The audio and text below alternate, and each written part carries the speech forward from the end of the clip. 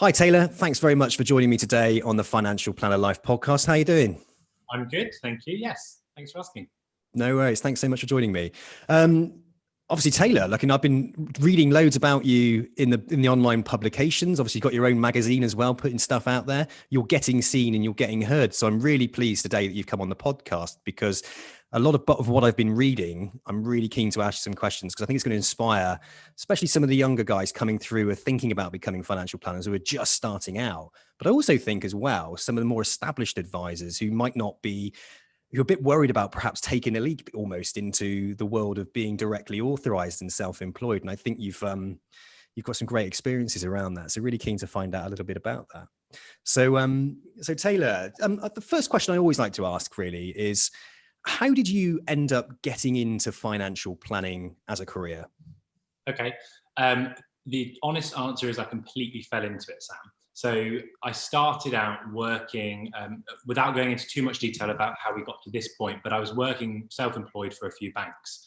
And from that point, I self-taught the level 4 diploma, and then very fortunately was offered a role with Intelligent Office, which is the CRM for most financial advisors. And really that took me up and down the country, working with planners, finding out the ins and outs of their business. And really without that kind of stepping stone, I wouldn't have been able to see the kind of innards of other financial planning firms, to know that I wanted to A, be a financial planner, and B, what I wanted to do and how I wanted to do it. Oh, cool. Okay. So yeah, nice. So you had an insight and a view, a bit like me really at the moment. I've got a really good view into the industry. You're talking a lot with financial planners, and at the same time, you're probably asking a lot of fact-finding questions around the struggles and the problems that they're coming up against, Yeah. and the realities really of doing the job. Whereas like a consumer might just sit in front of a financial advisor and just see the polished article, whereas you're seeing behind the scenes. So what was it about financial planning that drew you into it and made you think, that's the career for me? I think for me, it's the difference that I saw the good planners were making in people's lives. Don't get me wrong, I'm a big believer in the fact that just because you hold a qualification, it does not make you a good financial advisor at all. But having said that, the vast majority are fantastic advisors, and actually the most valuable part of the business is the planning. And that's why when I saw scenarios of clients where planning had significantly changed their lives, then I thought, this is the kind of business I need to be in. And I truly feel I found at that point kind of my purpose and what I'm about. And that's kind of why I made the jump.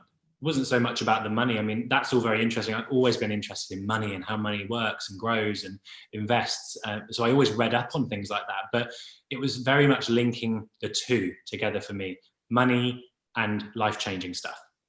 So have you always had so you mentioned there about money and understanding money. So have you always had an interest in money? Because a lot of people are just quite scared of money, and quite, the thought of having to learn about it is quite like overwhelming and quite worries people. So what age did you sort of show an interest in money and start to kind of break it apart and understand how it works? So this is quite interesting. And I think if I kind of trace it back, I actually left home at 16 and became, I guess you would say, financially independent at 16. So I was doing my shopping and I was budgeting at that point. So I created a very simple budget template at that point. And with a lot of help from my mum, over the years, who struggled financially, been ups and downs. So I was always interested in, well, why sometimes is it working for her, and then other times she's really stressed about this? What is this all about? So I became financially independent at 16 and moved out. And that's when I really started to understand money. Then I started to work at 18. I was working and earning £40,000 a year for that age, fantastic. And then saw the negatives of money.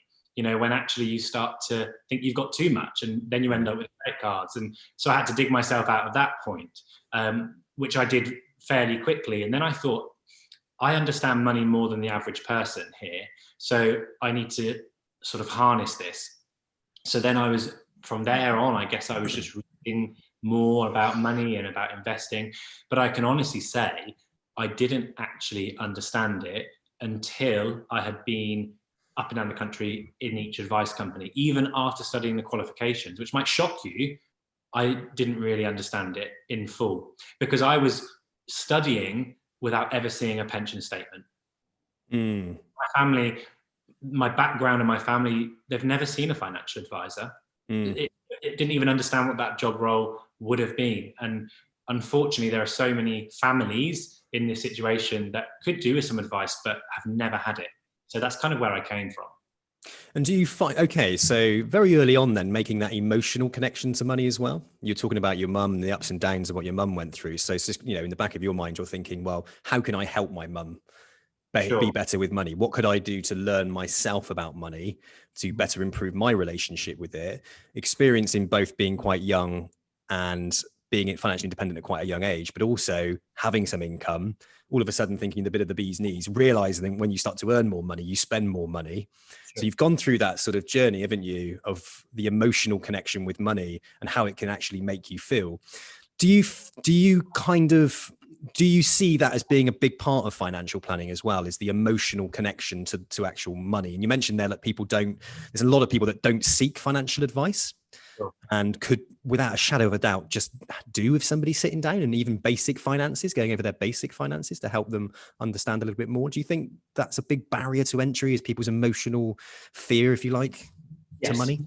Yeah, for sure. And this exact point really interests me. And I've done a lot of research on this. And it tends to be the emotional connection that people have with money is developed very, very early on. So it's kind of that 16 to 26, that 10 years. That 10 years will shape their lifetime. So for me, that 10 years was very much trying to understand how we get from having no money to having some money, which is why now I enjoy the process of helping clients build wealth.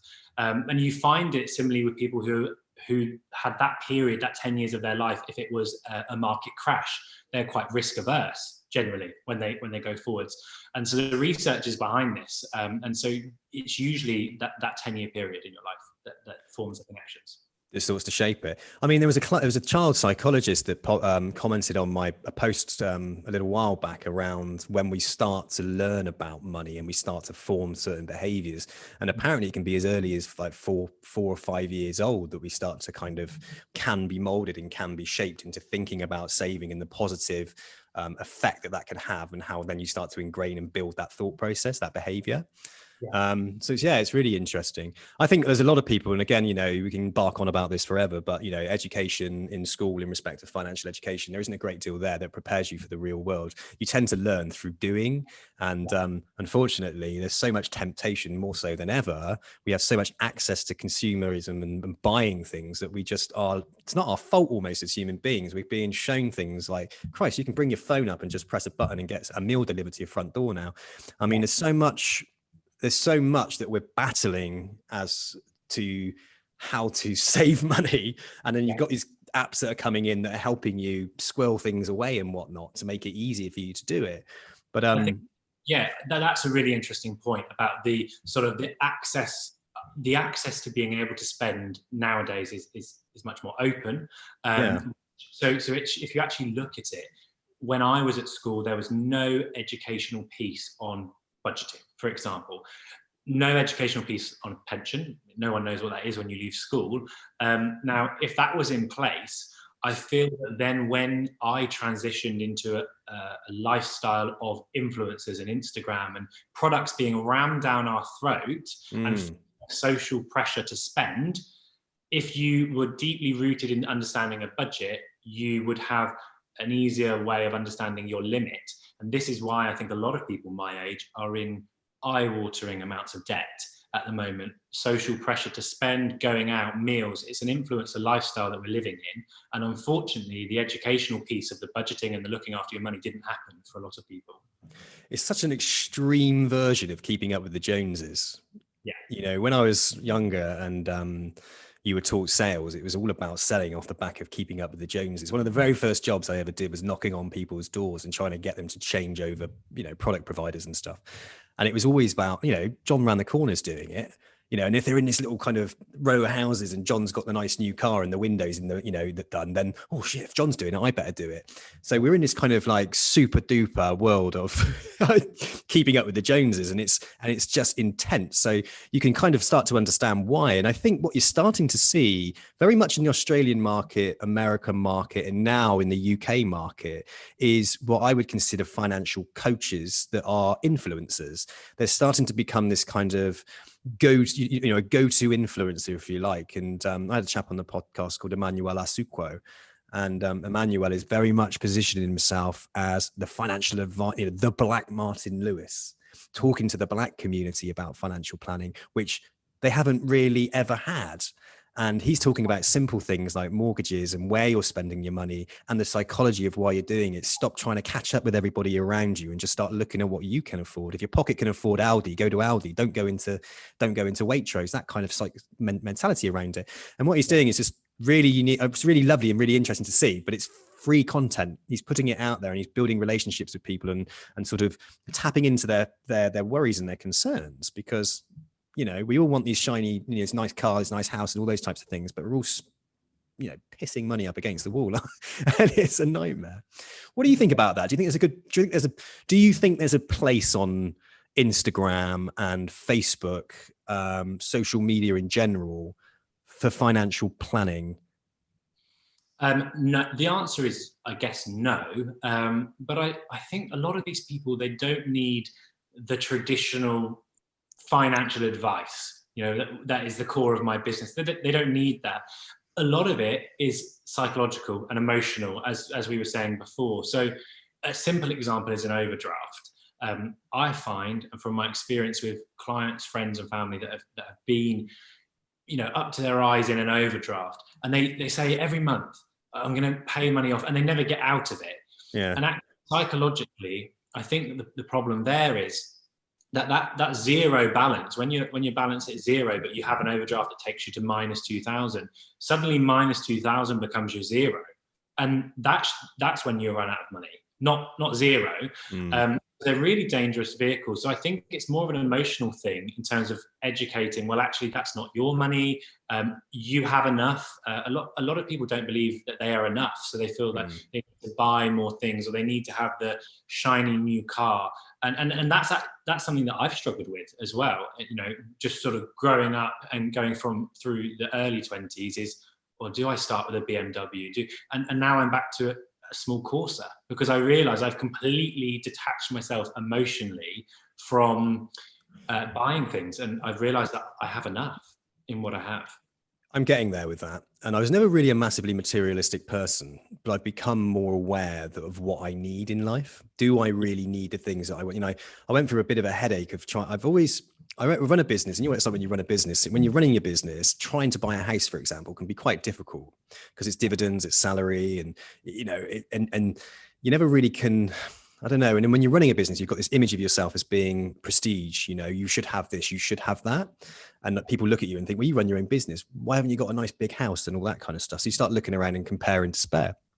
And I go through it, and I was gutted before lockdown. I put an offer on this house. It's like £500,000, right? I didn't need to have a £500,000 house. I just didn't, And then all things kind of happened. My wife lost her job and all that kind of stuff. So it all just went tits up. So I was obviously devastated, gutted. And then when I went back out last week to have a look around, and I'm looking at smaller houses, less cheap, cheaper houses, I felt calmer. I had to get rid of that expectation in my head that I should have this, this thing because I am who I think I am. And as soon as I realized that actually a smaller house, I could still live in the area I wanted. It was still smaller. It did enough for what I wanted. There was no extra pressure and worry about having a ginormous house, mortgage, huge bloody mortgage and debt to get into. And it was affordable. And I looked at it and I thought, wow, why didn't I have that feeling before?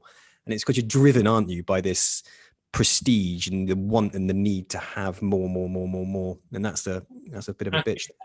The other thing as well, two things on this, is that coronavirus, as terrible as this has all been, has been absolutely fantastic at addressing this issue, because we've been stuck at home and we can't spend very much.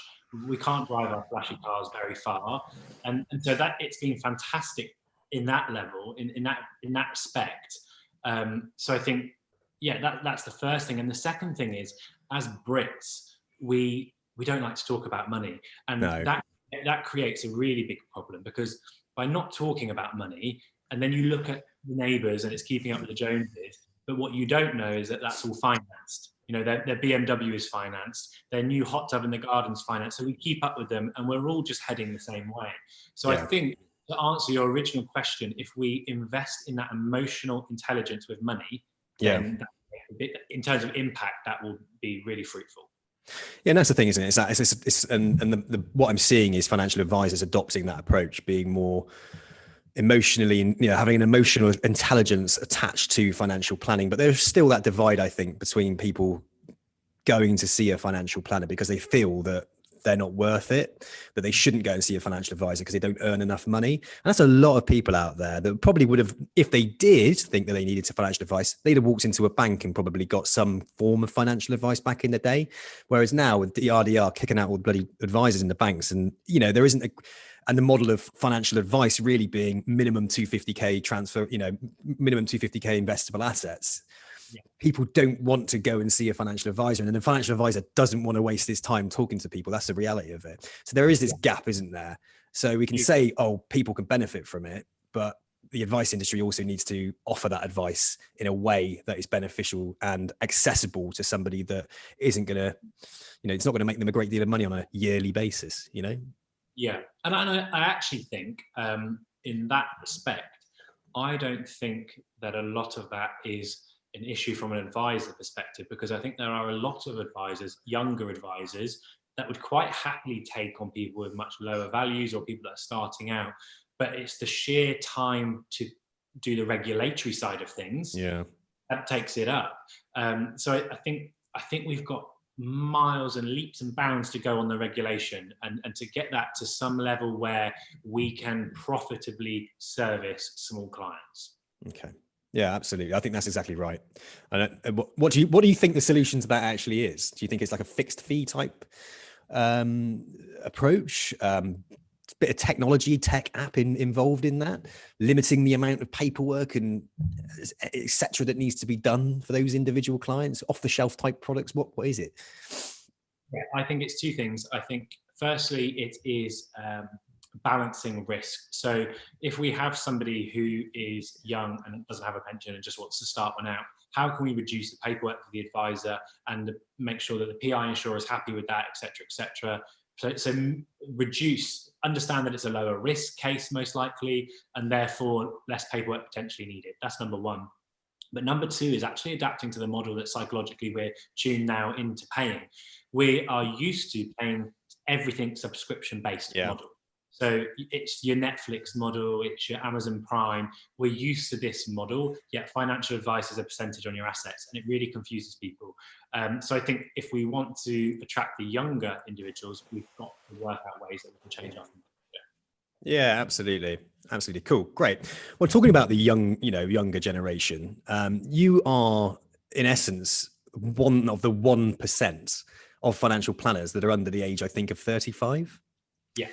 So you are one of the younger financial advisors out there. Not only that, you came into financial advice self-employed. So you went down the self-employed route, and now you're actually running your own directly authorized firm.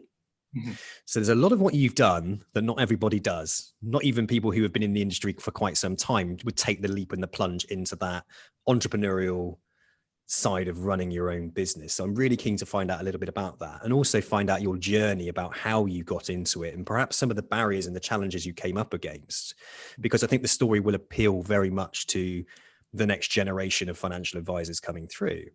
So you working for IntelliFlow, and obviously IntelliFlow is a back office system that financial planners use that allowed you to kind of understand how financial planners did their job, because you were traveling up and down the country. Sounds like you were really successful there, building those transferable skills that would move you into the world of a role which is predominantly relationship-based advice. So I suppose my first question here, so anybody listening to this podcast who's thinking about becoming a financial planner, how important is it that you have experience of working towards targets, perhaps sales targets, and being within a relationship-based role prior to getting into financial planning? Is there a major benefit to that, if that makes sense? Yes, I think it does. Tell me if I don't answer it quite what you're meaning. But the answer, I guess, for me is no. I don't think it's highly important for a certain type of financial advisor. So if, and this very much links into what we were just talking about, if you are a financial advisor that can, for the first 1 to 2 years, completely detach yourself emotionally from the fact that you're not going to earn what you earned in your permanent job before, and that you might not earn as much as you'd love to earn, but that in year 3 and 4 you will, then I don't think targets are a problem. There are 65 or whatever million people in this country. There's so much work out there. So no, I don't think so, as long as you're driven. Having said that, if you are a financial advisor that is moving from one highly paid employed job and you want to replicate that, then you need to be pretty hot on reaching a target. And I think it would benefit those people. Okay. So somebody looking at the industry coming into it without, say, any experience of working within financial planning, I guess the benefit, if you've got a background of working within a role, say, where you are relationship focused, that would be a beneficial transition into going straight into financial advice. Yes. Yeah. So the relationship piece is by far more valuable, in my opinion, than the target sales thing.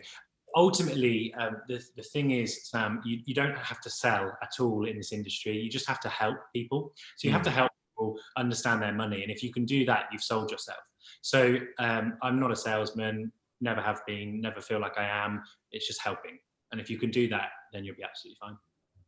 So you talked a bit about your purpose then originally, at the start of the podcast, you found your purpose. Is your purpose to help people? Yes. Well, my purpose, I would say, is something that has taken a little while to develop, and it's still developing, and I imagine will develop over time. But generally, what I put it down to now is a couple of things. So my purpose is to educate as many people as I can that they actually probably have enough money already. So rather than chasing that promotion that actually doesn't, the value of your pay rise doesn't increase the value of your happiness by the same amount. I want to educate as many people as I can on that. Number 2, I want to have a really sustainable impact on the world. And the reason why is because I'm passionate about that. My own lifestyle is built around that largely, not in every aspect, it's always developing, but generally that's how I feel. But also, going back to what we said earlier on in the podcast, the people that are developing now in their 20s and 30s, we're in an environment where you've got your David Attenboroughs, you've got your documentaries and everything. Their emotional connection to money when they're 30, 40, when they're ideal IFA clients, will be ethical and sustainable. I agree. I 100% agree. If I was going down the route of setting up my own financial planning practice now, I would be going down the route of being very, ESG, impact investing, very much around ethical, connecting with those people, talking about the subject matters that are of interest to them. So sustainability, and you said about veganism, we had a little bit of a chat about that. So anything really that's going to add that emotional connection and help the world come out of this crap that we've put it into. I think people are going to be interested in it. And it's funny, isn't it? Because I think that David Attenborough mentioned it on his recent Netflix documentary. And I also spoke to a financial advisor from Tilney last week about there's so much change that we can actually do within our own pension plans that will have an impact on the rest of the world by looking at where our monies are actually invested and changing where it's invested into more sustainable. We can have a huge impact and it's like 10 to 15 times bigger impact than just, say, changing like meat, for example, changing from meat to veganism. It's a huge impact, but people aren't even aware of that. They have no connection to the fact that what they're in, and everybody's got a pension now. You have to have a pension, don't you? So it's kind of like, it's one of those things that we can make a mass change, but I don't think anybody ever talks about that. No, like vegans is a really interesting one because there are about 600,000 vegans in the UK. A little bit more now. That's grown exponentially between 2010 to 2019. And actually, if you were to do a survey of those vegans and ask them, do you understand where you've put your money? Most of them, or a large proportion, will say no. So they don't know that they're in pharmaceuticals, animal testing. They don't know they're in fossil fuels. This is almost feels like a scandal that we It aren't does. educating enough. That all of this billions of pounds. I mean, just looking at the People's Pension, which is a big auto enrolment provider, or Nest even, they've got 10 billion under management. 10 billion pounds. It's huge sums of money. And that's absolutely where my purpose is focused. So that's the route that you're looking to go down. Yeah, don't blame you. I think it's great. And I think when we were talking a bit earlier about sort of influencers, there needs to be more influencers from the financial services, I think, talking about that. That's a huge niche there, and it's a growing niche. And with the transition of wealth happening in so many years, when the next 35, 40-year-olds, they are going to be way more savvy and wanting to in knowing where their monies are invested and the impact that it's having. So I think that's exactly where I would go. I'd be green, green, green. That's where I would go, because it just makes complete and utter common sense at the moment. A lot of things as well, though. So a lot of financial advisors don't like, a lot of talk around ESG, and that's okay. But what they've got to understand is, forget vegans and forget people that are really ESG and forget people that are really passionate. Just take the average person who is indifferent. If you were to lay it out in front of them that you've got one investment, this is the return, you've got this other investment, I don't know, maybe it's Lion Trust, it's had a 10-year fantastic record, it's pretty good, but this one's sustainable, and your children and your grandchildren, it's going to be supporting the world that they're in. I would believe that most people would choose that option.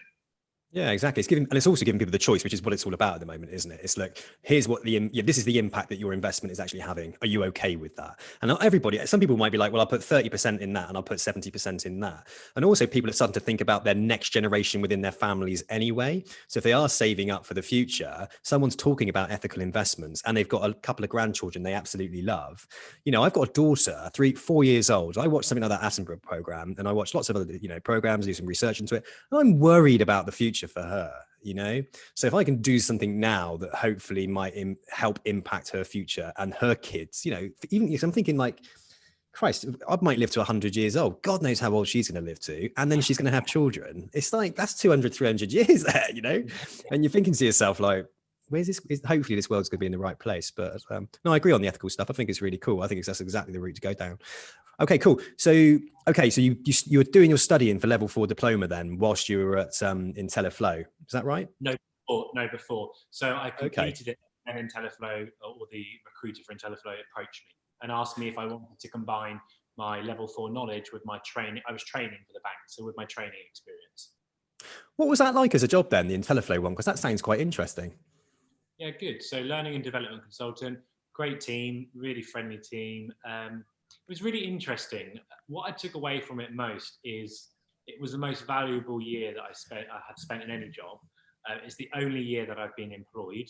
And the key thing is I wrote down and kept a note of all the good things and all the bad things that I saw in advice businesses, and just kept kind of going through those in my mind. That's what was most valuable about it. But as a job, it was good. But it has its limits, because that wasn't what my purpose was to be there to do. So it worked for what I needed it to do. To conduit as a route into where you needed to get to. Fab job, but it wasn't long term for me. Cool, man. Excellent. Okay. So you decided then to become a financial advisor. Okay. So you made that choice. You wanted to become a financial advisor. Okay. Where did you go from there? So it was like a minefield. So I had a few financial advisors that had given me a potential job offer, which I've spoken about in press a little bit before. You could come and be an administrator for me for a few years. None of those really felt right. And then I had a couple of academies, networks that wanted to take people on. But even from the very beginning, I remember phoning 360 or 365, I think they're called 360, aren't they? I don't use them, but I phoned them at the time to ask about the route to become directly authorised, because I was really interested in that. And I realised quickly that I would need to find somebody who would help me first achieve competent advisor status. So I did a lot of Googling and trying to find, and eventually Ping came up with Julian Harris. Had never heard of them, and I just had a call with Julian Harris. And from the outset, I said there's two things that I need to make sure happen. Number one is I need to own all of my clients, because my clients are my asset long term. I don't want you to own them. And number two, I need to tell you now that I won't be with you long term, because I will leave you. and become directly authorised. So if you're happy with those two things, I'd love to work with you. And that was the key thing, work with you rather than for you.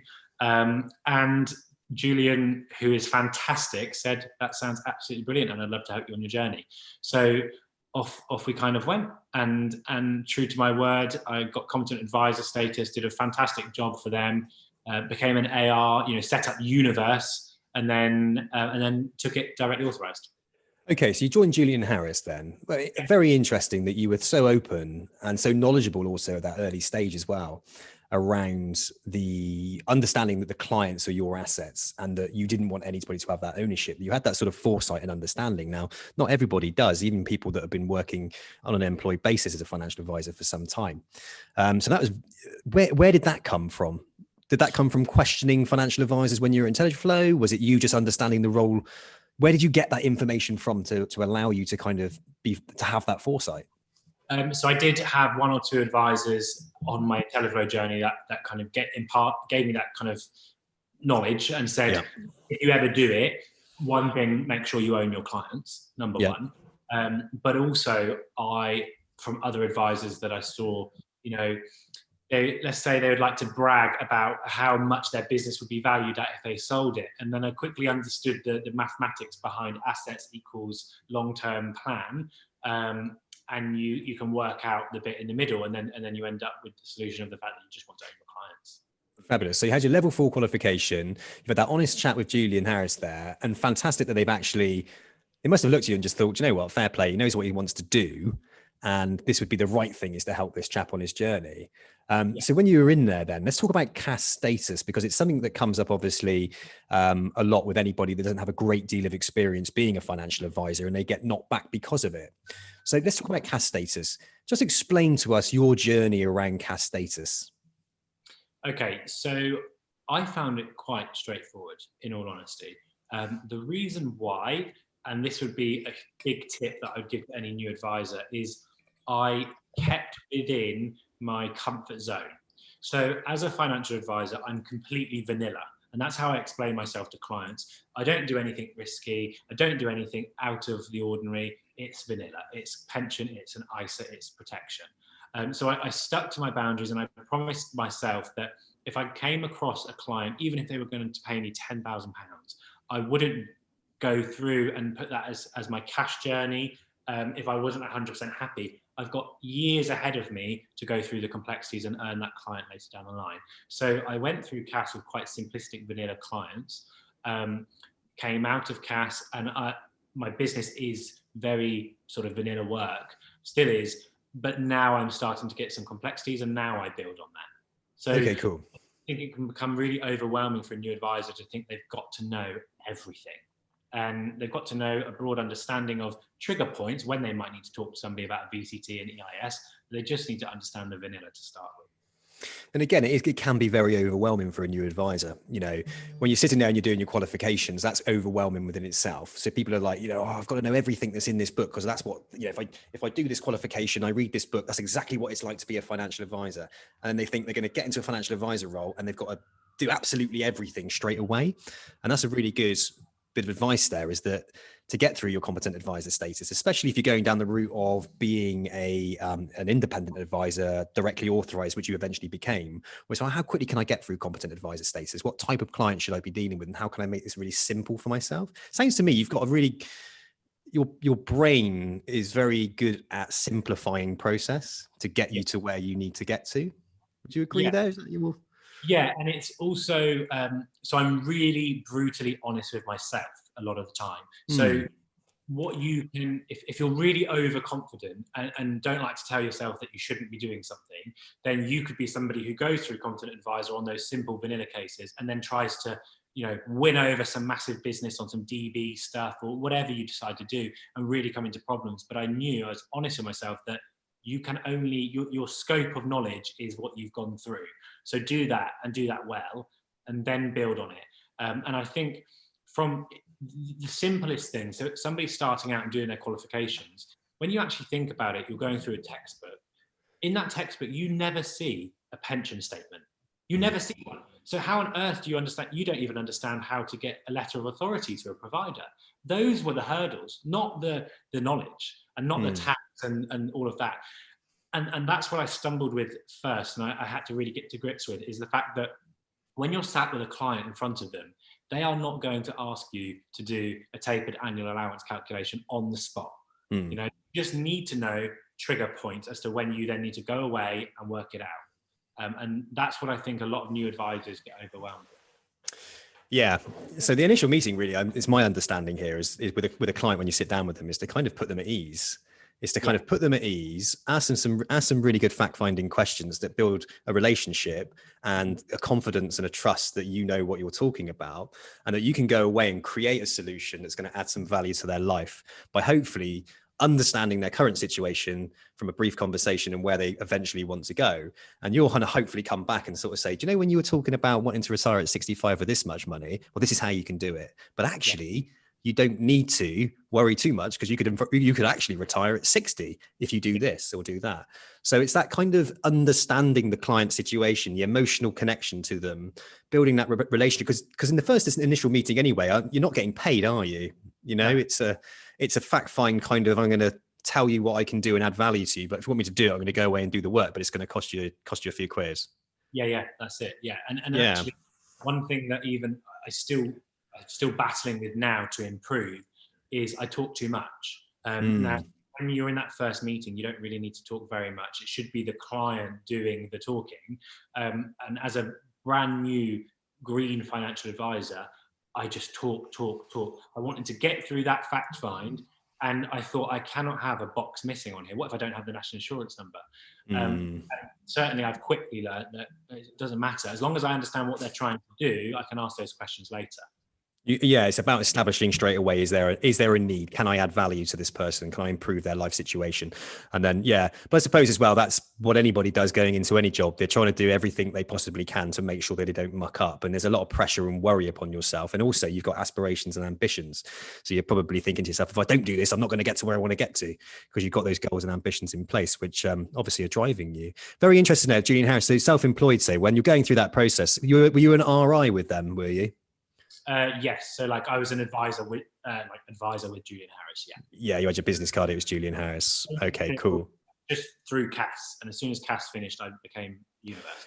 Cool. So how long did it take you to pass CAS? Oh, that's a very good question. Probably 4 months, I would say. Okay. And what did you have to do to pass CAS? There was a certain requirement of cases, so numbers of cases, and my best advice would be just ask all of your family and friends to give you something to look at and something to advise on. So there was a certain requirement of cases. They're RAG rated, and you've got to get a certain number, green or amber, and then lots of coaching, so calls with experienced advisors, and I got a lot of knowledge from them actually in things such as the questioning styles and the soft skills, really, because you can't teach soft skills so much. You've either got the ability to talk to somebody, or you have to work really bloody hard to understand how to do that. So it's kind of like 4 months, I believe, 4 months or 5 months. It was a really short period. It went so quickly for me. Okay, cool. You were obviously self-employed at that point. So when you were going through CAS status, how were you in those early stages of being self-employed? How were you actually financing your career at this stage? Yeah, so I built up some savings. So whilst I was working for, let me just think, when was this? So before Intelligent Office, I was working and I was earning fantastic money with the banks. So I saved a lot because I knew that I would need it for something. I was already doing the basics of financial planning there, even really before becoming one, building an emergency fund, those kind of things. And so what I did is, when I was working for Intelligent Office, I kept building that. I bought my house here. And then after I bought my house, the remaining money, I detached myself. And that's when it started really from, actually, I'd love to earn £40,000 self-employed. But then I thought, well, actually, how much do you need? No, you don't need 40,000, you need X. And then I divided my savings by X. As long as I could run for 8 months, I think I had at the time, then I made the jump. Okay. So one of the biggest challenges and fears that people have about going self-employed is actually getting clients, is winning those clients. Because if you're going to go employed, the impression is that the company you're working for are giving you that security of a salary and pension, all the other little benefits that might come along with a job as an employed financial advisor.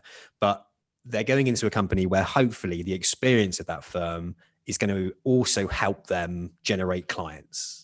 So Yeah. when you're self-employed and you're under a network as an RI, or even as you've now done going directly authorized, which we'll talk about in a minute, there is this kind of shit, where am I going to get my clients from? Yes. So what did you do about that? What was your client acquisition strategy? Okay, it was a bit kind of point and fire to begin with, and try and work out what on earth I would do. So what I ended up doing is, firstly, Julian Harris, we didn't have an arrangement where they provide leads. So that doesn't so it was all self-driven. Two things really. The first thing is you've got things like Unbiased. I don't use, and I haven't used Vouch for before, just because Unbiased was sufficient for me. So I in the early stages, I don't use it anymore for various reasons, but in the early stages, I used Unbiased quite a lot, and I invested money to get some inquiries. That gave me a little bit of traction. And the second thing is I took a model from, I don't know whether you've heard of a company called Argon before. Argon, yeah, I do. Yeah, I've heard of Argon. Yeah.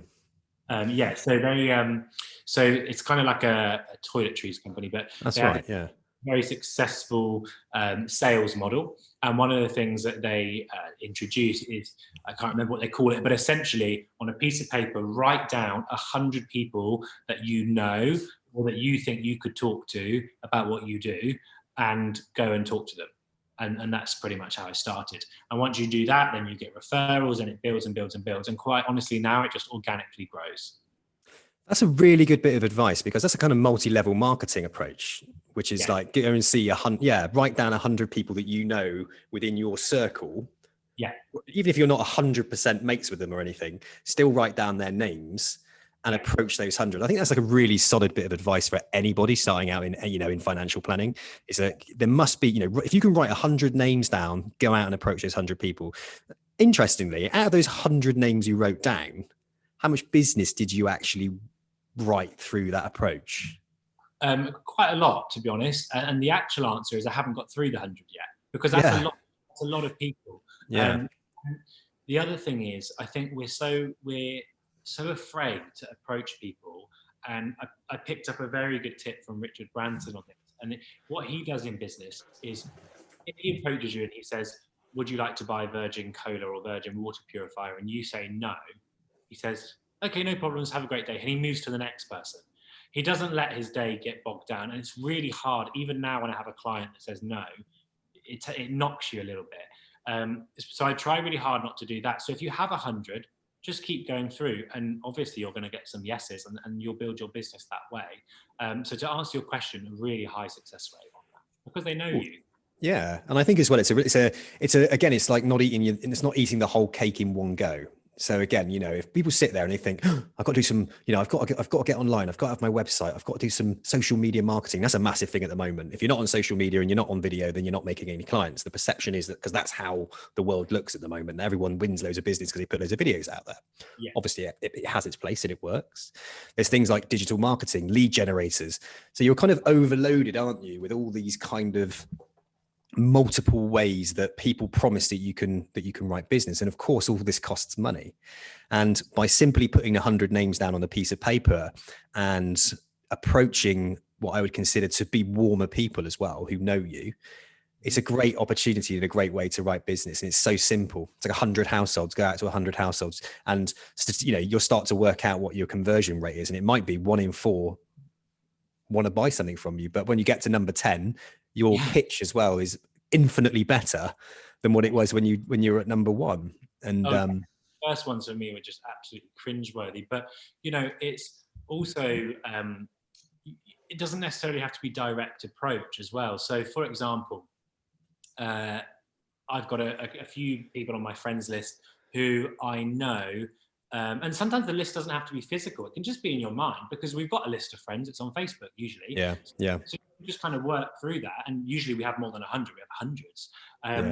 But you can target. And so rather than approaching somebody directly, if I know that I've got 5 single mums with children, or whatever the demographic is, then post something that they're probably going to be those Facebook watchers that watch it and see it, approach you. So one of the ways that I've done this, and it was really successful, is I wrote about income protection. I got it published in the Sun newspaper, and then I used that leverage and just posted that everywhere. And then I had 2 friends who are really close, who I see all the blinking time and have never talked to me about income protection, who then said, can we just have a chat?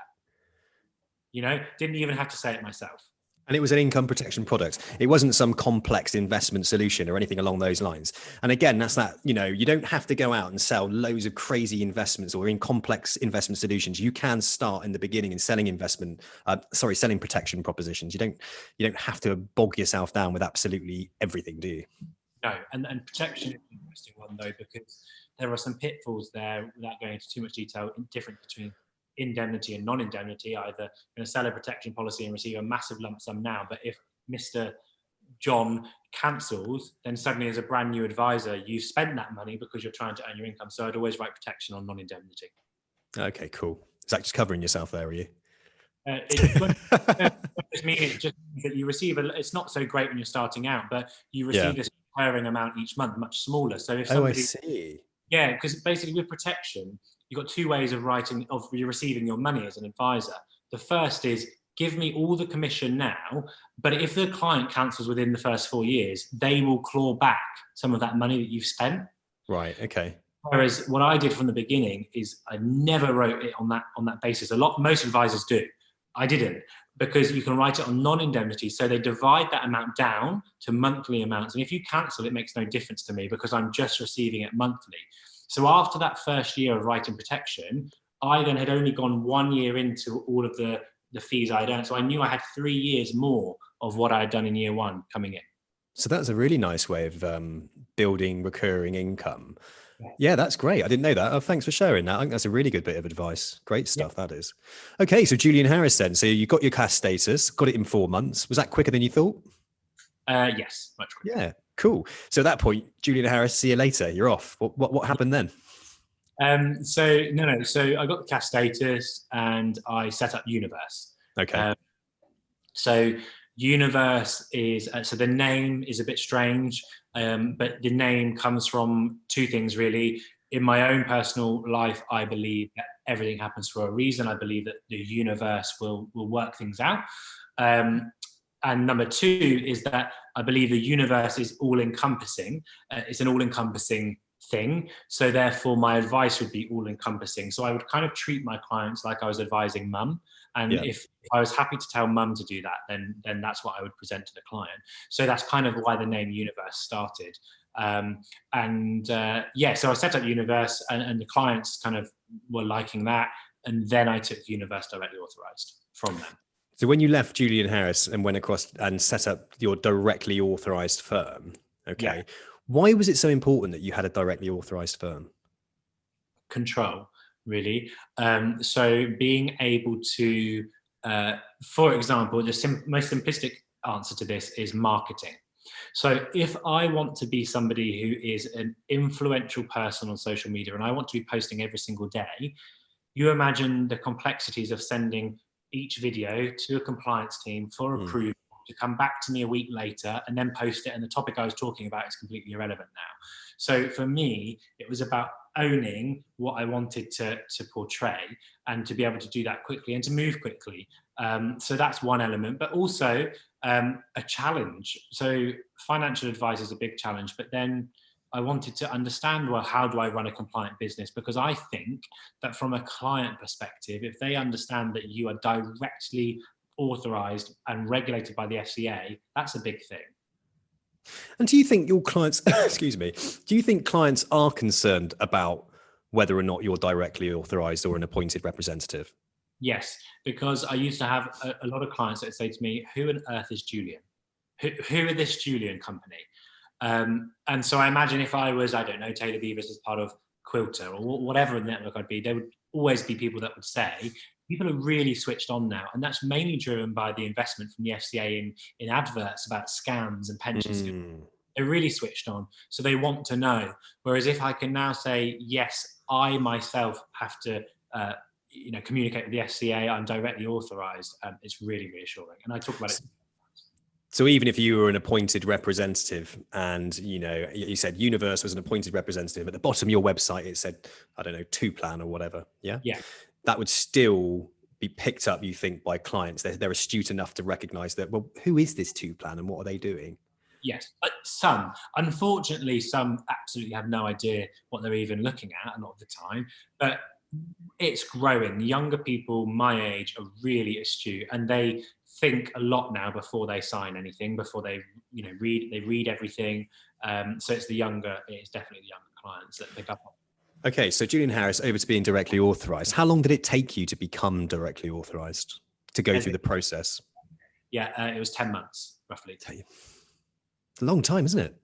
A very long time, yeah. So what were you doing in between? You were still writing business, but you were authorized by Julian Harris at the time to do that, were you? Yeah, so I was still AR. So the SA are good. They let you seamlessly transfer, so you don't have any sort of gaps. And a lot of advisors can maybe put the fear into other advisors. It's a really hard application process, and it's going to take you a long time. No, it just takes time.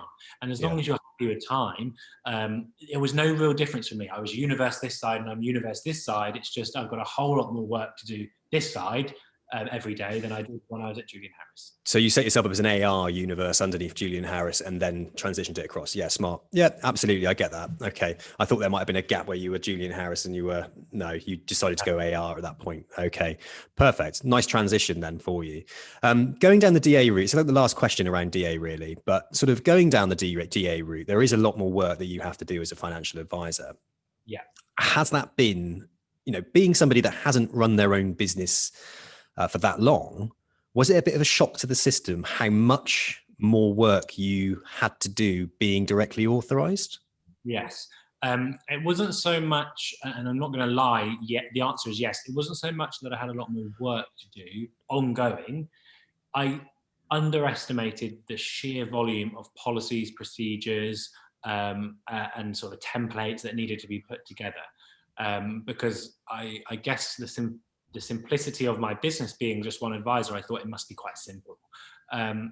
And it was simple in terms of all of the bits weren't hard to understand, but they took a sheer volume of time to get them all ready. So that would be the one thing I wouldn't underestimate, is just give yourself enough time. But in terms of capability, I believe every advisor could do it. It's not a difficult thing to do. It's not, it's not so challenging that you just like, oh my God, I'm not doing that. Because that's what people kind of have this impression that it's like such a hassle and you shouldn't do it. It's going to cost you so much money and so much time and energy. I think if you're running a directly authorized firm and you've got 20 advisors working for you, it's different to being a one-man band running a financial advice practice, which kind of leads me on really. So we're in the world now, we're in Universe, you set Universe up, you've reached your goal that you set yourself, you've got your own company. What, at the moment, it's just you.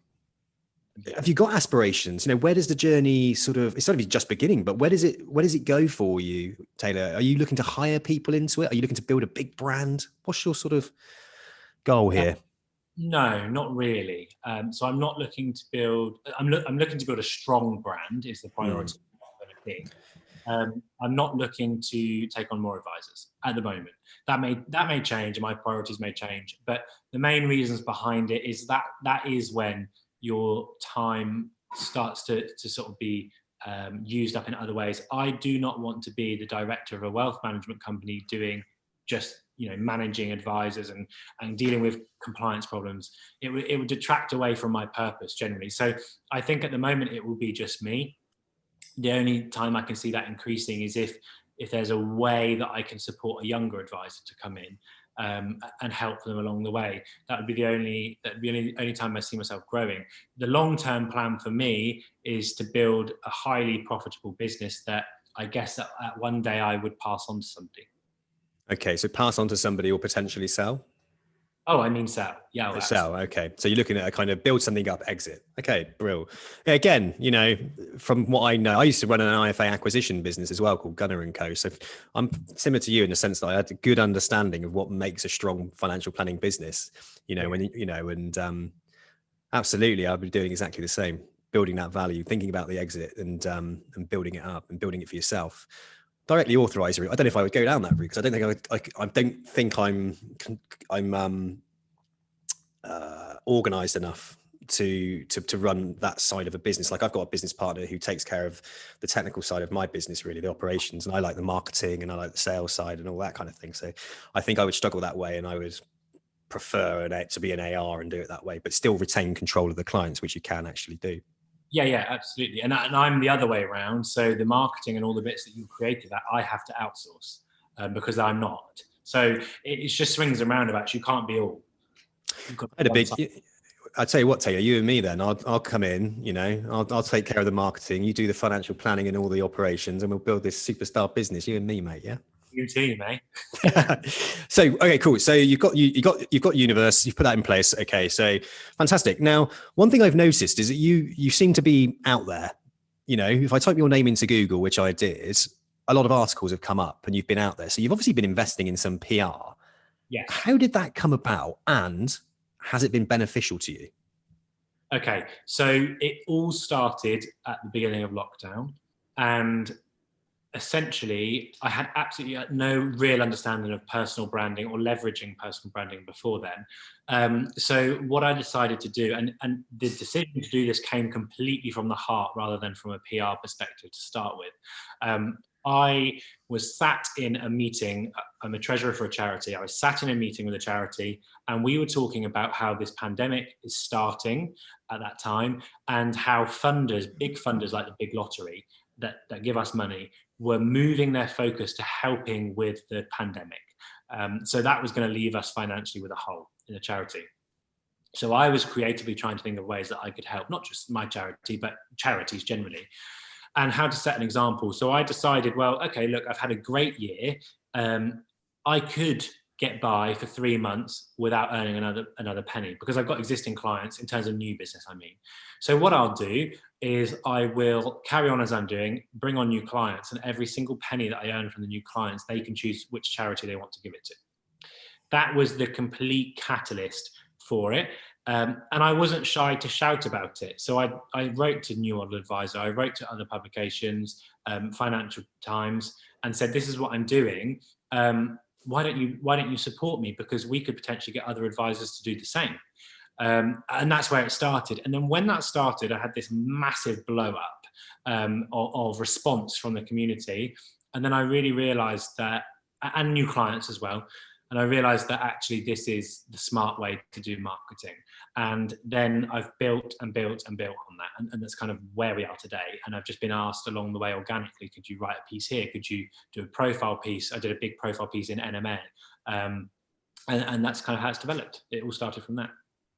You're getting out there and you're almost becoming this kind of, again, this influencer, and it's very on point. I mean, like a younger advisor out there as well, talking about the industry. It's attractive. Younger people are going to see that and are going to look at it and think, well, I'll become a financial advisor as well. I think it's fantastic. And I also think the bit around the charity side of it, I think that was great anyway. You provide, ensuring that charities are still receiving donations during a period when most of the monies were being transferred across to deal with COVID, I think was great. And it's keeping those charities alive. So you've got that kind of altruistic side. One thing I'm picking up with you, your company's called Universe. You believe that the universe has got your back. And you're very altruistic. So what you're doing, there has to be purpose, and there has to be a purpose of helping others. So I'm picking that up on about you. Are you quite a spiritual type person? Yes.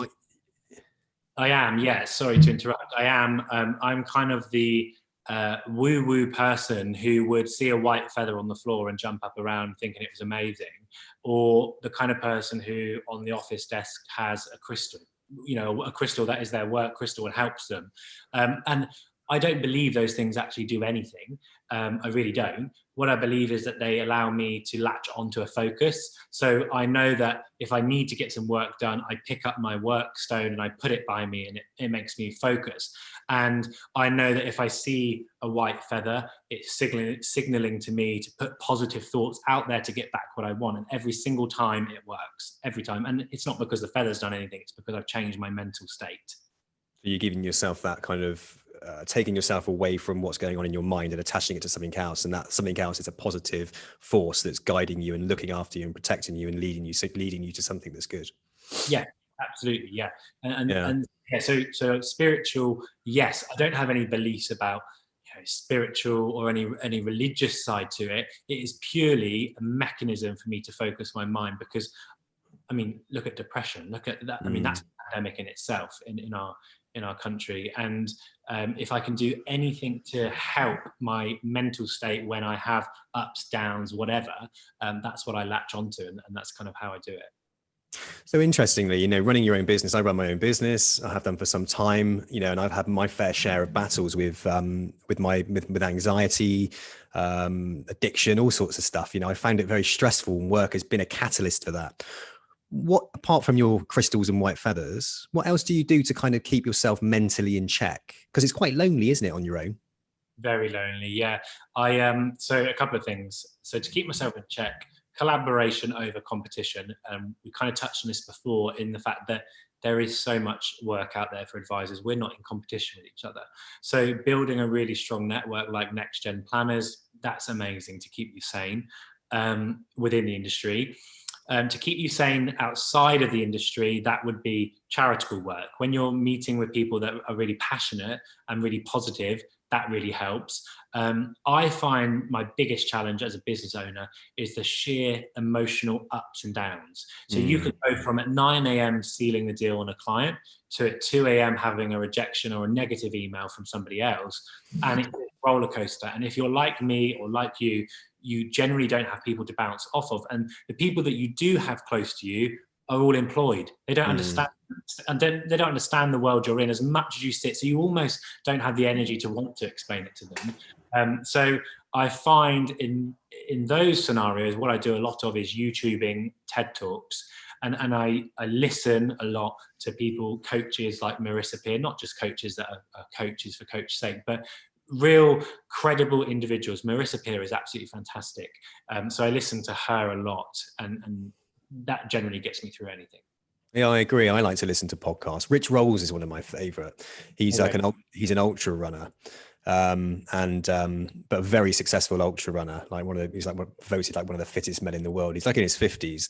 So I got this aspiration I'm 39 now, and I'm going into my 40s, and I want to be the fittest and the healthiest I can ever be in my 40s.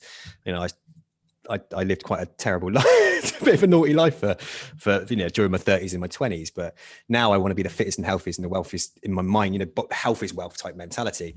And I love listening to him because he's so cool and so spiritual, and he's always has amazing guests on that are like, just like even like learning things about like your gut health and how your gut health can affect your mind, and can affect things like depression and anxiety and all that kind of stuff. And people that sort of, I don't know, teach you about goal setting and realistic goal setting. And it's just really interesting. So I think that's a really good bit of advice, is kind of take yourself out of your head and listen to some mentors.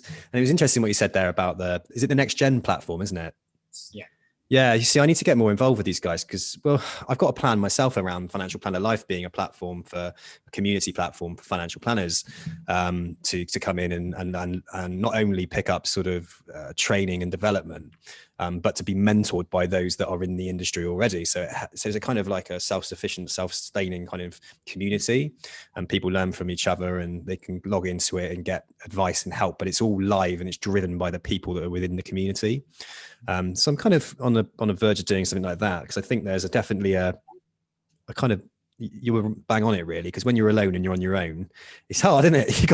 You've got to speak to some other people, and when you're a business owner on your own, it can be lonely because again, you're putting up that facade or that prestige that I know what I'm doing, and you've kind of got to keep like pushing forward, but actually inside sometimes you're presenting like you're all right, but inside you're not. You're like, it's hard work. And my advice to anybody who's going through any stress or anything like that is to reach out, because you absolutely nailed it. And one thing I'm hearing from other financial advisors is it is a community of financial advisors. There's enough business out there for every single financial advisor. Come together, build a collection within your area and learn from each other, you know? Yeah. I genuinely feel, I mean, it doesn't happen now. I mean, maybe it's something I work on, but I was thinking about this even yesterday, that, for example, take your local town. If all of the planners, the financial advisors, built a community in that town and, you know, collectively did marketing and distributed things equally. The problem is that's an ideal world, and unfortunately, some business owners aren't fair and aren't reasonable. But if we had that kind of group where everybody in that town was serviced by a collective, that would be a really interesting proposition. And that's kind of what Next Gen feels like for me. I was really apprehensive about joining, and the reason why is because I see the forums on things like New Model Advisor where you get, you know, people just so unreasonable. And I've thought, do I want to pay to be part of something like that? It's completely not that. And I can post anything on there and people will help. I think what you made a really good point there, because some of the forums and some of the comments that I see on Money Marketing or on Your Model Advisor or something, it just sounds so kind of like pedantic and stuffy and sort of negative. It's just like people are always beating somebody down.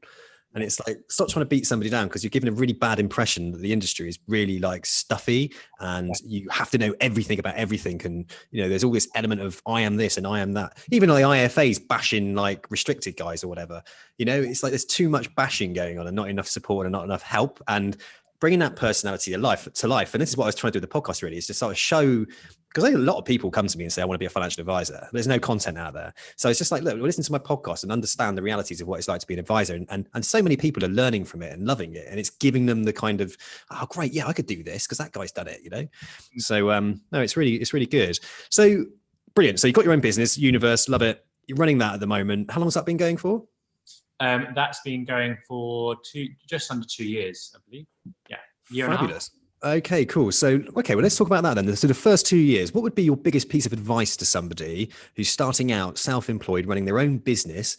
What would be your biggest bit of advice to somebody to take on? Don't spend too much money. Don't spend too much money. What do you mean by that then? So I mean things like marketing. So you touched on it earlier on. You could have the most shiny, glossy website. You don't need it. To start out, you absolutely don't need it. I mean, it's a lovely thing to have when you get to that point where you really want to accelerate growth and all of that. Yes, and you have the money to do it. But to start with, keep the purse strings so tight and do the 100 people thing that I mentioned earlier on, because that's where you can start for free.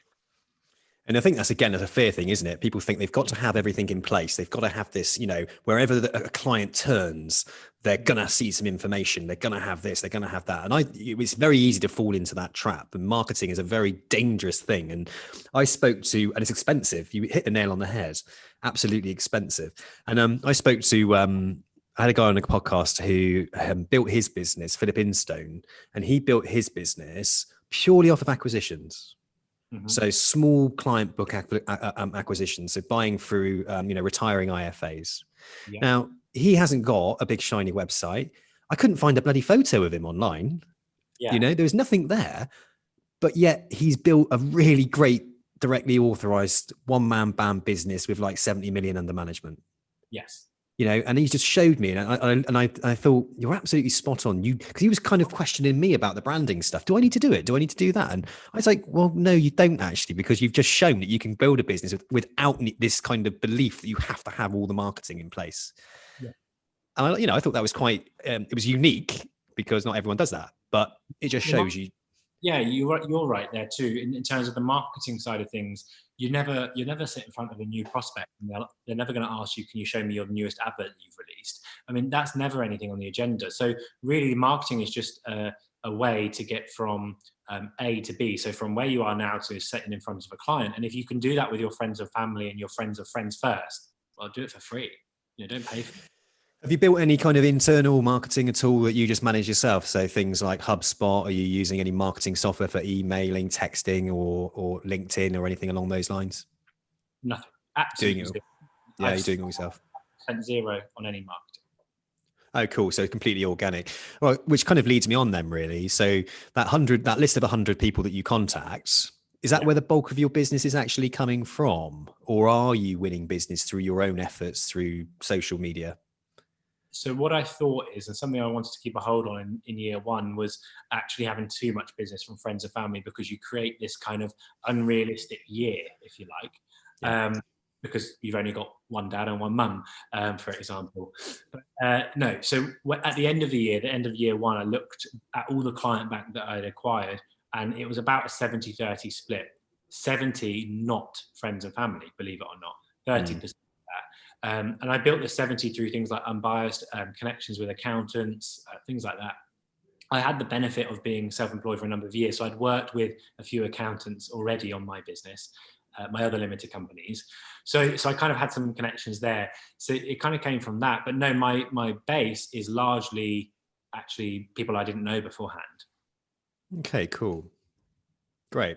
So you started off friends and family, but again, that's a natural evolution, isn't it? So you start to do that, and then you start to branch out a little bit further. You might ask for referrals, friends, family might refer people onto you. You touched on there about the accountancy and having the introducer relationships.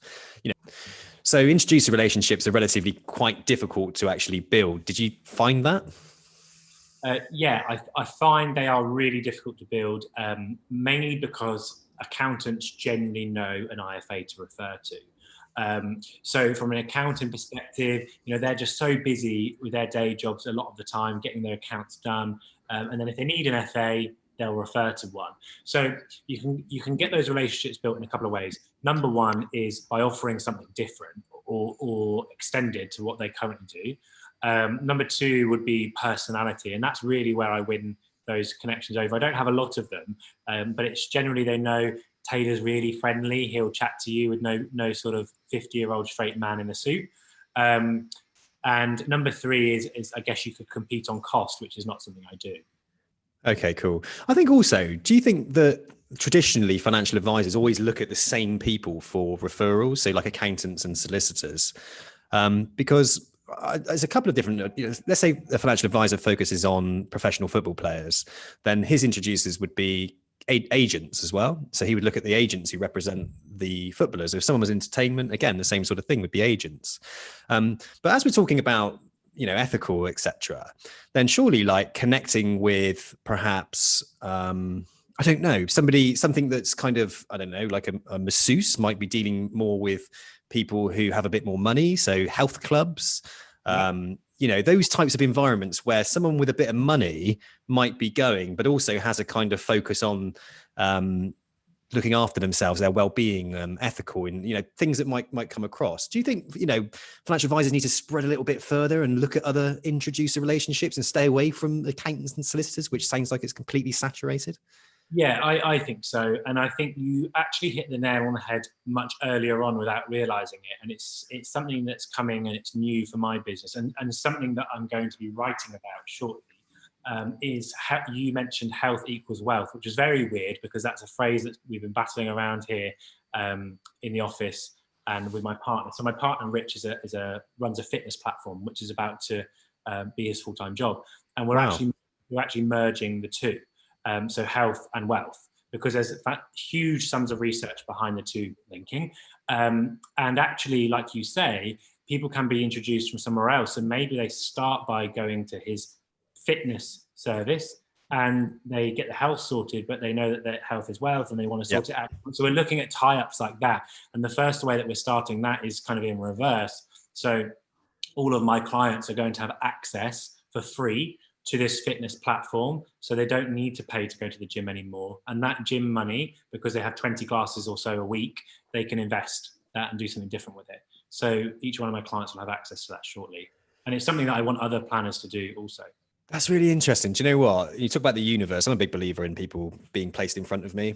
And that's very interesting because I said I went to the gym earlier. So my friend James, who I've known for years, we've come together to create something called Fit in Your 40s, because I want to be the healthiest and like mentally and physically, but the wealth element was also added to it in the sense that exactly what you just said is that if you're looking after your health is wealth, and then you bring in the financial planner that can then start talking about looking after your financial well-being, because financial well-being is like huge and makes you ill. If you don't look after your finances, it can kill you. Some people die from it, So we've been talking about that as well. So that's really weird because, and that's going to be a platform, and we're looking at all that as well. So that's spooky. And that's exactly what I mean by the universe. And, yeah, and I'm into that. You have, and actually, there's you kind of explained it there. The link between, if you're overweight and you don't exercise and you feel really crap about yourself, then why would you care about your money? Because you're probably not buying nice clothes because you don't feel good, so you don't really care anyway. And that's not a stereotype. There's a lot of people in that. So as soon as those people start to get fit and to care about themselves and to want nice things and to need more money and to want to invest, it spirals. So yeah, it's an experiment for us. So all the clients are going to have access to that, and I hope that in the future it will go the other way around. So come from health to wealth. Yeah, no, I think it's brilliant. And is that money then going to be, when you say they're going to save, they hopefully they'll put that into savings as opposed to spending it on a personal trainer, for example? Are you sort of incorporating an app into this, or are you just quite simply saying, like, have some free help, personal fitness on the platform and put your money into savings, or how does it work?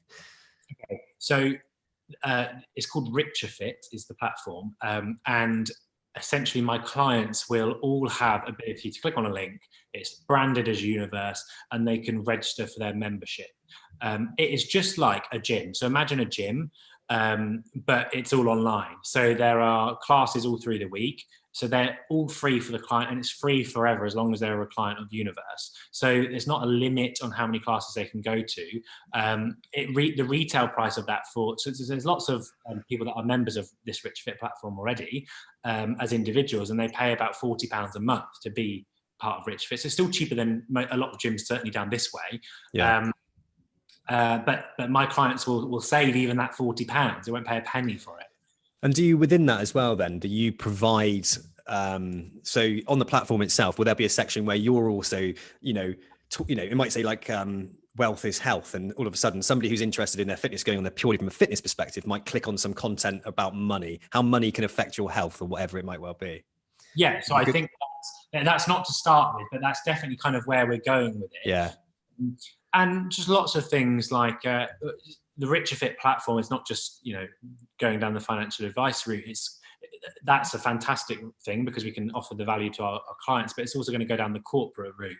And if we can intertwine both together, then that's kind of a bit of marketing in itself long term. Beautiful. And also as well, it's about adding added value to your financial planning. So a member gets some added value. So like benefits basically, isn't it? So if you use me as a financial advisor, here's a list of benefits that you're going to get. And there isn't a great deal of advice firms that offer those benefits. And you look at the likes of Vitality and all of that, it's all there, isn't it? Here's your free Costa, here's this, that, and the other. And so, I get free Costa. So I'm going to definitely not cancel my £100 a month healthcare with Vitality. So no, I'm fair play. So that's really cool. That's weird.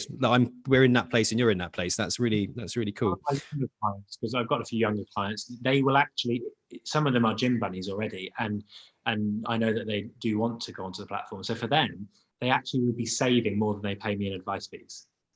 That's pretty cool. It's pretty cool, isn't it? That's well cool, mate. That's a great selling point. I love that. No, fair play. Good luck with that, mate. I think that's brilliant.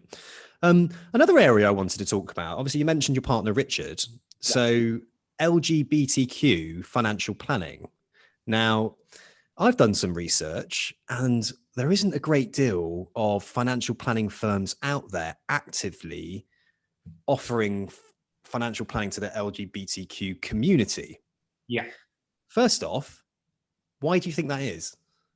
Okay, I think it's because of sort of relatability or being relatable. So, for example, if we sort of look at a completely different scenario, if you go into a travel agent and you're looking for a holiday to the Maldives and somebody in front of you is selling you it, but they've never been to the Maldives, but they're telling you it's amazing and this is what you're going to feel and this is what you're going to think, then it's quite unrelatable. So I think there's a shortage of LGBTQ advisors, but a huge number of LGBTQ plus people in the UK. And I guess you would think, well, do they even have different needs? Surely they should have the needs. Money is money. £1 is £1. But they absolutely do have different needs. And I can say that from my own personal experience being in the community, in that some of us do and some of us don't actually want children. So some of us don't have that journey of, well, I need to build a uni fund. Some of us want to go on holidays more frequently. Our retirement looks completely different. A lot of the time, pink pound, we have a lot more disposable money. So our investment priorities are different. So having somebody that any advisor could advise somebody with those different priorities, but they couldn't do that and also be relatable to them and say, actually, I know what you feel, and I live that same lifestyle that you have, so I get it. And I think there's a massive shortage, and it's certainly for next year's an area that, as a business, I kind of want to clean up on and go straight to market with. Yeah, absolutely. Because I've done some, like I said, I've done some research. There is a couple of companies out there that are offering that service, but they're not actually advisors. They're just sort of a conduit, if you like, and pushing the person to a financial advisor. Yeah, I've never really even come across any outwardly gay financial advisors, or anybody from the LGBTQ plus community. And then I do think it's an under represented area, and without a shadow of a doubt, if you're going to move into that area and promote yourself that way, I think, again, you're opening up yourself up to a niche, if you like, and if you call it a niche, but a community that will add value and purpose again, and it ties in with your universal approach, doesn't it? And that approach, and I really like that. So fair play. And yeah, cool. So yeah, I wanted to kind of find out a bit about that, but it's good. You're doing something about it. You also mentioned about, oh, sorry, go on. I was just going to add quickly there is going kind of, that's from the relatability side, but there's also what we were talking about earlier with the kind of the ESG stuff. Yeah. People in the LGBT community that day in, day out experience problems with employers that are not LGBT friendly, there's a small minority that want to make sure that their money is in a company that has, top-notch governance and policies for LGBTQ people. So that's even another strand that they'll be interested in. Because also as well, I suppose that the monies could be invested, and this is, stop me if I'm wrong, but monies could be invested abroad into countries that don't have a very good policy when it comes to LGBTQ plus. So somebody could be unwittingly investing in a company within a country and benefiting that country that kill people who are homosexual, for instance. Yeah, exactly. And that is so true. So I think it's actually massive from the advisor-client relationship, but further than that into the investment spectrum and actually what they are going to do with their money. And I think that from a trust perspective, they would trust somebody who is living that life too a bit more than just any regular advisor. So I believe the problem is that there's a shortage of advisors.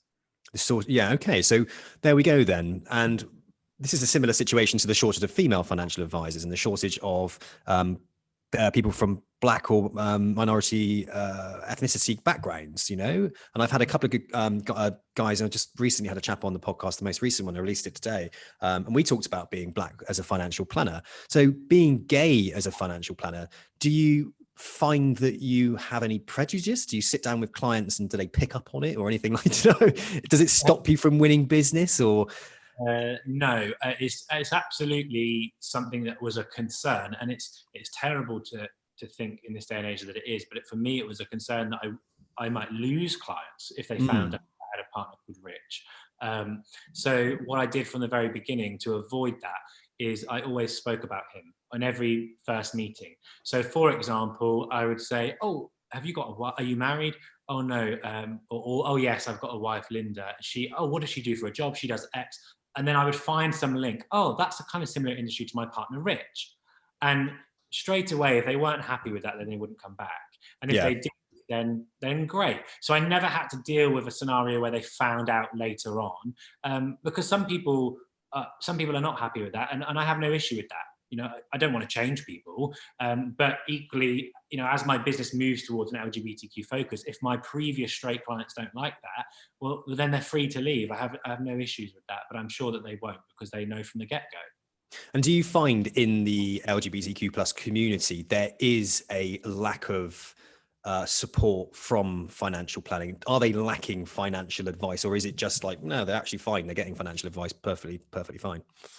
I think because of what I know, that they're lacking it, but I don't think they know that they're lacking it. I So think it's like an education piece then. So, okay, cool. And that's okay. So this is going to be your approach then. So you're going to start to look at that, tackle that, and position yourself almost as an influencer within that space.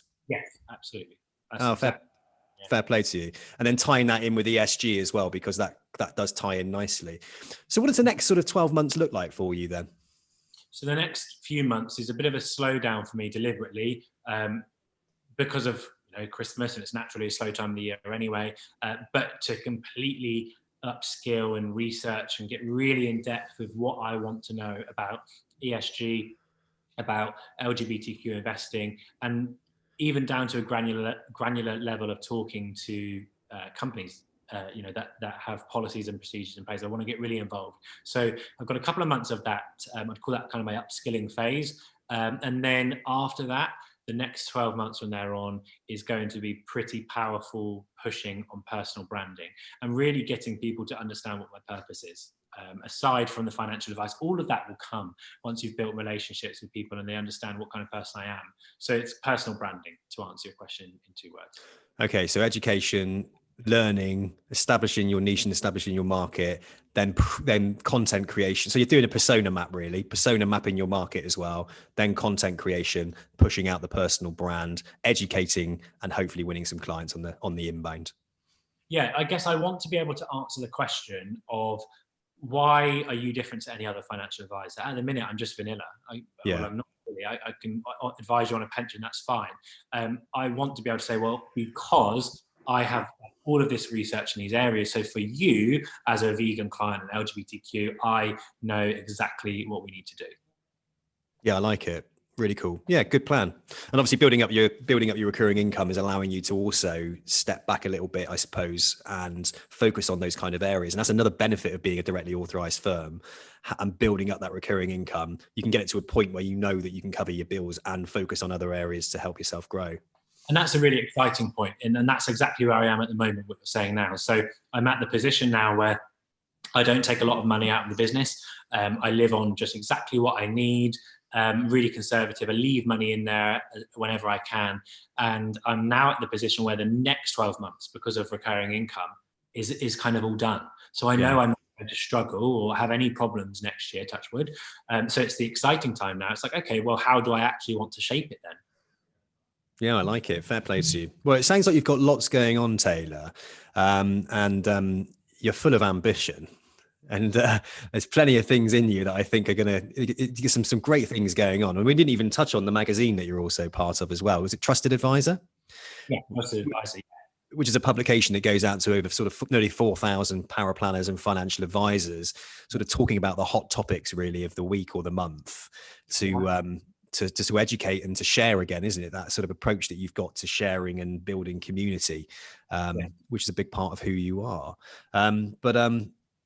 I've got to come bring it to an end there because we've been chatting for quite a while, and I think we've covered a fair few things here. And I'm, really pleased to talk to you today. And so thank you so much for your time. And I think our listeners would have learned a lot about your journey as well. Keep up the good work. I'm so looking forward to hearing about all the next things that you're actually doing. So yeah, fantastic. Thanks so much for having me. It's been lovely to chat. Great stuff. Taylor, have a wonderful day, mate. Take care.